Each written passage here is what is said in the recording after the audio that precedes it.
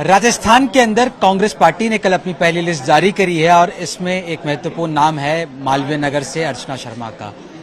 आपको बता दें, यहां तकरीबन 2 दशक से कांग्रेस पार्टी अपनी जीत की जमीन तलाश रही है। पिछली बार अर्चना शर्मा मात्र 1800 से भी कम अंतर वोट से हारी थी। हमारे साथ में अर्चना जी, काफी जद्दोजहद के बाद फाइनली टिकट मिल गया। मालवीय नगर 2 दशक से जीती नहीं है कांग्रेस। बिल्कुल सही फरमाया आपने। ये परंपरागत रूप से मेरी जो विपरीत विचारधारा की पार्टी है उसके प्रति आकर्षित रहने वाली सीट है। और 2 दशक क्या यूं कह सकते कि बस एक बार ही ऐसा अवसर आया था जब चंद मतों से हमारे विधायक बने थे। लेकिन मैं समझती हूँ कि इस बार पूरी की पूरी जो रवायत है वो बदली हुई मिलेगी आपको, क्योंकि पिछला जो चुनाव था उस चुनाव में आपने देखा कि 1% से भी कम वोटों के अंतर से मेरी हार हुई थी। उस हार को मैं मानती हूँ कि कहीं ना कोई कुछ मैनेजमेंट की प्रॉब्लम हुई, अन्यथा जनता मेरे साथ खड़ी थी। इस बार हमने सरकार बनने के बाद बहुत सारी ऐसी व्यवस्थाएं की हैं, यहाँ पर जनता को एक तरह से संतुष्ट किया है, विकास का काम करवा के। मुझे लगता है सब कुछ परिवर्तित होगा और जनता मेरे साथ खड़ी रहेगी। पिछली बार लोग कहते हैं कि कच्ची बस्ती जो है मालवीय नगर कॉन्स्टिट्यूंसी के अंदर, उससे आपको जो है भारी नुकसान पहुंचा था और वहां की काउंटिंग में जो आखिर में कालीचरण जी बाजी मार गए थे। इस बार कैसे उनको आप साधेंगे? देखिए, जब मुझे कभी फुर्सत मिलेगी तो मैं अपनी हार का विश्लेषण खुद एक पुस्तक के माध्यम से करूंगी। और मैं समझती हूँ कि उन्होंने पता नहीं क्या क्या किया होगा, कौन से जतन किए थे, और पूरा राजस्थान जानता है कि वो जतन किस प्रकार से हुए कि उनको बार बार गोलियां खानी पड़ी, क्योंकि उनका हर जतन फेल जनता कर रही थी।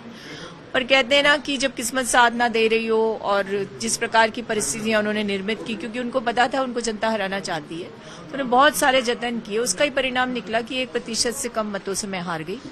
तो मेरा ये मानना है कि इस बार वो सारी चीजें जो है उन पर मेरी नजर है। मैंने निरंतर 5 साल यहाँ पर काम किया है, जनता के बीच में रही हूँ, चप्पा चप्पा पहचानती हूँ।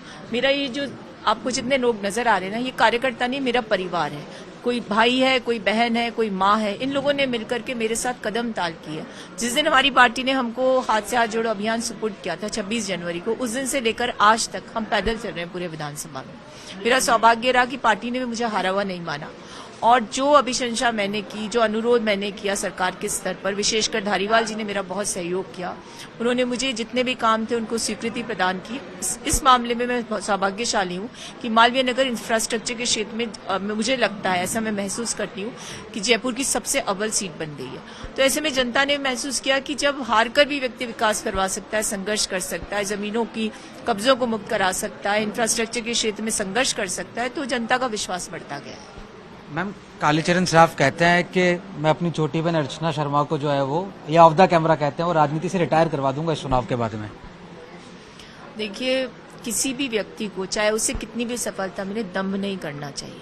आपको ध्यान होगा कि जब मैंने पिछला चुनाव लड़ा तो कालीचरण सराफ जी के खिलाफ इतने मुद्दे थे, पूरा राजस्थान उनको भ्रष्ट बता रहा था। गूगल पर जाते तो कहते थे कि सबसे करप्ट मिनिस्टर कौन है, पूरे भारत में उनका नाम आता। लेकिन मैंने एक बार भी एक शब्द उनके खिलाफ नहीं बोला, क्योंकि मेरे संस्कार ही ऐसे हैं। एक ऐसे परिवार से ताल्लुक रखती हूँ जहाँ ये सिखाया जाता है कि अगर कुछ हासिल करना है तो अपनी उपलब्धि के आधार पर हासिल करो, किसी की बुराई करके उसके खिलाफ उसमें मीन में निकाल कर नहीं। वो मेरे पिता के बराबर की उम्र के हैं। उनको मैंने एक चीज और हासिल की, मैंने 4-4.5 वर्ष में उनकी भाषा का भी शुद्धिकरण किया। मैंने मुझे अधिकारी बताया करते थे कि अभद्रता से पेश आते हैं, गलत शब्दों का इस्तेमाल करते हैं। मुझे भी ना जाने क्या क्या उन्होंने कहा। एक व्यक्ति जो अपनी जीत से इतना आश्वस्त हो, उसको ऐसा नहीं करना चाहिए, भयाक्रांत नहीं होना चाहिए। इसका सीधा तात्पर्य है कि उनकी हर जीत मैनिपुलेटेड थी, और इस बार आप देखिएगा जनता मैनिपुलेशन के साथ नहीं, सच्चाई के साथ खड़ी मिलेगी। मैम, लाल डायरी के बाद में अब खोखे चर्चे में। मैम, वीडियो वायरल हुआ जिसमें आपने आरोप लगाया कि बीजेपी 40 खोखे दे रही है। ये खोखे किसको दे रही है और कौन लोग हैं जो खोखे लेकर आपका जो है वो काम खराब करना चाहते हैं? देखिए, मैंने किसी पर आरोप नहीं लगाया। 2 प्रतिष्ठित समाचार पत्रों में ये खबर छपी, और एक समाचार पत्र ने गॉसिप के रूप में, दूसरे में भी गॉसिप था, लेकिन स्पष्ट था कि वो मेरे लिए छपी थी।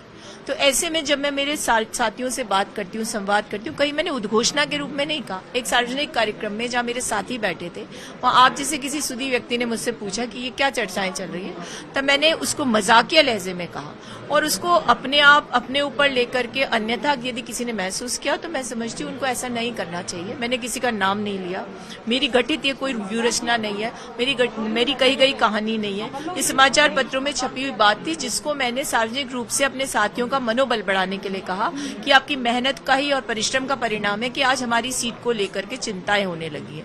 तो ऐसे में पता नहीं क्यों अपने ऊपर लेकर के अन्यथा महसूस किया गया और उसको इस तरह से प्रस्तुत किया गया जैसे मैंने किसी पर आरोप लगाई। ये जो मेरा वीडियो है ये मैंने कोई एक जगह नहीं बोला, ये जब मुझे संज्ञान में तो मैंने कई जगह मजाकिया लहजे में बोला, लेकिन उसको ऐसे प्रस्तुत किया गया जैसे मैं आप कह रही हूँ। ये कोई 3-4 महीने पहले पुराना वीडियो है। अब देखिए सियासत में ये सब चीजें चलती रहती हैं, लेकिन एक बात आपको समझनी होगी, मैं 11 साल तक मीडिया की प्रभारी रही पार्टी की। मुझे मालूम है कि शब्दों का क्या महत्व होता है, शब्द किस प्रकार से बोले जाने चाहिए, इसलिए मुझे नहीं लगता कि कोई इसको गंभीरता से ग्रहण करेगा। मैंने सिर्फ अपने कार्यकर्ताओं को ये बताने के लिए, जिनको पता था उनके लिए और जिनको नहीं पता था, कि भाई आपने जो परिश्रम किया उसको लेकर के सामाजिक तौर पर मीडिया के माध्यम से ऐसी बातें हो रही हैं, ये आपके परिश्रम का ही परिणाम है कि विचलित है हमारे विपक्ष। बड़े भाई राजीव अरोड़ा, बहन संगीता गर्ग, सब जितने भी नाराज लोग थे सब मान चुके हैं। देखिए, बड़े भाई राजीव अरोड़ा जी को तो आज से 5 दिवस पहले ही मैंने एक मैसेज करके उनसे निवेदन किया कि आप मेरे बड़े भाई हैं और मुझे पूरा विश्वास है कि वो मेरे इस अनुरोध को दरकिनार नहीं करेंगे, क्योंकि छोटी बहन के रूप में मैंने भी उनका सहयोग किया था 2008 में जब पार्टी का टिकट मिला था। मेरी विषम परिस्थितियां थी, मेरी माँ का स्वर्गवास हो गया था, लेकिन मैं चौथे दिन घर से निकलकर उनके साथ कदम ताल कर रही थी। उनको जिताने का मैंने प्रयास भी किया। उस समय नगर निगम में पार्षद हुआ करती थी, तो 2 बार मैं जिन वार्ड से पार्षद बनी वहां वार्ड से उनको लीड भी दिलवाई मैंने। मुझे पूरा भरोसा है, मुझसे उम्र में बड़े हैं, मेरे पिता तुल्य भाई हैं, तो ऐसे में मुझे पूरी उम्मीद है कि मुझे आशीर्वाद देने के लिए आएंगे। उन्हें मनाने के लिए नहीं जाना होगा, आशीर्वाद लेने के लिए जाऊंगी। बीजेपी कह रही, क्योंकि ये सवाल आपसे इसलिए बनता है, आपने काफी टाइम तक मीडिया को हेड करा और आप राज्य स्तर की नेता भी हैं। बीजेपी कह रही है कि जो ये मोहब्बत का दौर चला है सचिन पायलट और अशोक गहलोत के बीच में, ये दिखावटी है। हमारे यहाँ जो है वो धुआं है, जो कांग्रेस में है जो वो आग लगी हुई है। देखिए, बीजेपी गैर मुद्दों वाली पार्टी है और गैर मुद्दे पर सियासत करना उसकी रवायत रही है। ये मोहब्बत है, ये प्यार है, सब कुछ हमारा है, लेकिन उनके यहाँ जो आग लगी उसका अंदाजा उनको है कि नहीं है। वहां जो पूर्व मुख्यमंत्री है उन्होंने अपनी जिद करके टिकट तो दिलवा दिए, लेकिन ऐसे चेहरे ले आए जिनकी स्वीकार्यता नहीं है। तो अपने घर को नहीं देखते। जो लोग शीशे के घरों में रहते हैं उनको दूसरों के घरों में ताक झाक भी नहीं करनी चाहिए, ना पत्थर मारने चाहिए। ये गोविंद सिंह डोटासरा और राजेंद्र राठौड़ साहब का रिश्ता क्या कहलाता है? गोविंद सिंह डोटासरा साहब का कल एक वीडियो वायरल हुआ, उन्होंने कहा राजेंद्र राठौड़ चूरू भी छोड़ेगा, और कई बार राजेंद्र राठौड़ ने कहा कि मर्यादित शब्दों का उल्लंघन करते, जो मर्यादा है शब्दों की उसका बार बार प्रदेश अध्यक्ष उल्लंघन करते हैं, शोभा नहीं देता उन्हें। देखिए, मैं तो ये मानती हूँ कि हमारी पार्टी के हर नेता ने हमेशा गरिमामय भाषा का इस्तेमाल किया है और मुझे ऐसा कभी लगा भी नहीं कि हमारे प्रदेश अध्यक्ष ऐसा करते हैं। अब इस तरह की बातें करना क्या, बीजेपी ने अब एक कह सकते हैं अपना नेचर बना लिया है, क्योंकि इनके पास कोई मुद्दा ही नहीं होता है। आपको ध्यान होगा जब गृह मंत्री राजस्थान आए थे तो भारतीय जनता पार्टी कार्यालय में उन्होंने कहा बीजेपी के कार्यकर्ताओं से, ये भी खुद ही बीजेपी वालों ने हमें बताई है, मैं इसकी कोई साक्षी नहीं हूँ, कि आपने 3 साल तक कांग्रेस के खिलाफ कोई मुद्दा ही नहीं बनाया। तो इनकी क्या आदत पड़ गई है, इनके पास कोई विकास के नाम पर कोई हमारा डेफिसिट नहीं है जिसको लेकर के ये बात कर सके। ये महिला उत्पीड़न को मुद्दा बनाते हैं, लेकिन ये भूल जाते हैं कि ये वो राज्य है जिसे महिला उत्पीड़न को कंट्रोल करने के लिए कठोर कानून बनाए। कई बार ये पेपर लीक का मुद्दा बना लेते हैं, लेकिन आप जानते हैं सबसे कठोरतम कानून राजस्थान में है। सब राज्यों में पेपर लीक हुए, व्यापक घोटाला ये भूल गए। ये वो लोग हैं जिनके पास कोई मुद्दा नहीं, इससे इस तरह की बातें करते हैं। वैसे देखिए, राजेंद्र राठौड़ जी क्यों अपनी सीट बदल करके गए, ये भी तो एक मुद्दा हो सकता है। तो उन प्रश्नों से बचने के लिए इस तरह की बातें कर रहे हैं। बड़ा नेता वही होता है जो जमीन पर रहता है। मैं भी तो 2 चुनाव हार के फिर यहाँ से भागी नहीं, यहीं से चुनाव लड़ रही हूँ। कहते हैं ना बड़े दिग्गज के सामने लड़ रहे हैं, मैं तो ये जानती हूँ जनता दिग्गज बनाती है और जनता ही कद कम करती है। तो मेरा ये मानना है कि ये सियासत में इस तरह की बातें करके ध्यान भटकाने की जो आदत है वो भारतीय जनता पार्टी का प्रोमिनेंट नेचर बन चुका है और इसको सब जानते हैं पूरे भारत में। आखिरी सवाल, अर्चना शर्मा इस बार मालवीय नगर से कितने वोटों से जीत रहे? क्योंकि लोग कहते हैं कि अर्चना शर्मा को उनके लोगों का साथ मिलता है, लेकिन जो नजदीकी परिवार के लोग हैं उनसे उस तरह का समर्थन नहीं मिलता जिस तरह का मिलना चाहिए। देखिए, पहले तो मुझे अर्चना शर्मा बनने में ही 25 साल लग गए, और दूसरी बात ये कि ये जो देख रहे हैं ना आप लोग, ये मेरे अपने लोग हैं। ये वो लोग हैं जिनका विचारधारा से कोई ताल्लुक नहीं है। ये अपना घर परिवार छोड़ के मेरा परिवार बन गए, और ये संघर्ष मेरा संघर्ष है। आपने मेरे टिकट के संघर्ष को भी देखा, पार्टी में पदाधिकारी के रूप में संघर्ष को देखा। मैं संघर्ष इसलिए इस्तेमाल करती हूँ शब्द को कि संघर्ष का तात्पर्य ये होता है कि आप अपने लिए अचीव करते हो तो बहुत आसानी से प्लेटर में आपको ना मिले।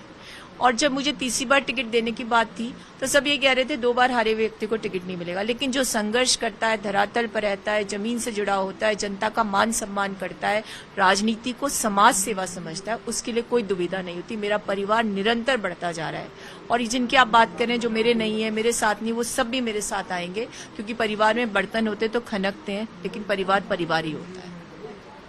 ये थी हमारे साथ में अर्चना शर्मा। इनका कहना है कि परिवार है, बर्तन भी खनकते हैं, और इस बार वो 20 साल की जो परिपाटी है मालवीय नगर कॉन्स्टिट्यूंसी की, उसको तोड़ेंगे। चुनाव दिलचस्प हुआ कि पिछली बार कांटे की टक्कर थी। कैमरा पर्सन मनीष कुमार के साथ जयपुर से जय किशन शर्मा, आज तक।